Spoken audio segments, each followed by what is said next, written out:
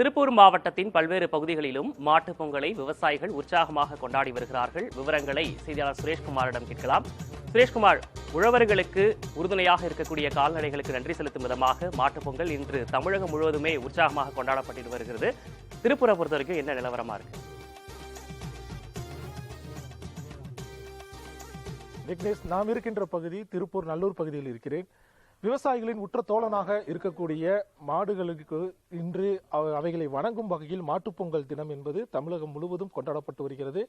இந்நிலையில் நாம் முன்னதாக பார்த்த காங்கேயம் காளைகளுடைய சிறப்பம்சங்களை நாம் பார்த்திருந்தோம். அந்த காங்கேயம் காளைகளை வளர்ப்போரும் மிகவும் உற்சாகத்துடன் மாட்டுப்பொங்கலை கொண்டாடும் பொருட்டு தற்சமயம் தயாராகி வருவதை நாம் காண முடிகிறது.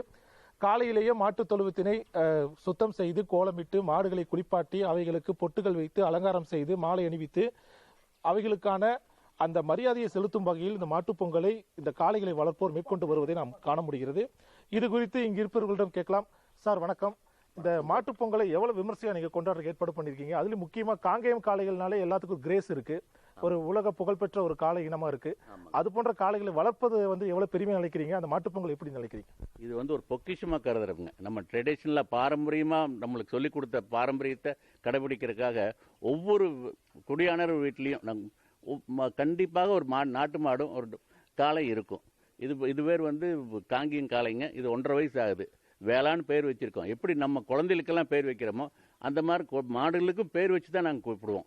அதனால் அந்த மரியாதை எப்பவுமே கொடுப்போம். நம்ம வீட்டில் ஒருத்தராக தான் அதை நாம் நினைக்கிறோம், போற்றி கொண்டும் இருப்போம். இன்னும் அதை செஞ்சுட்டே இருப்போம். அடுத்த தலைமுறையும் வந்தாச்சு.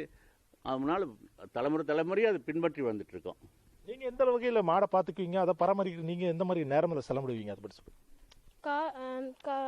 சாயந்தரம் 4 மணிலேருந்து 6 மணி வரைக்கும் நாங்கள் இது கூட கொஞ்ச நேரம் வச்சு இதுக்கு தவிடெல்லாம் கட்டிட்டு இருப்போங்கண்ணா.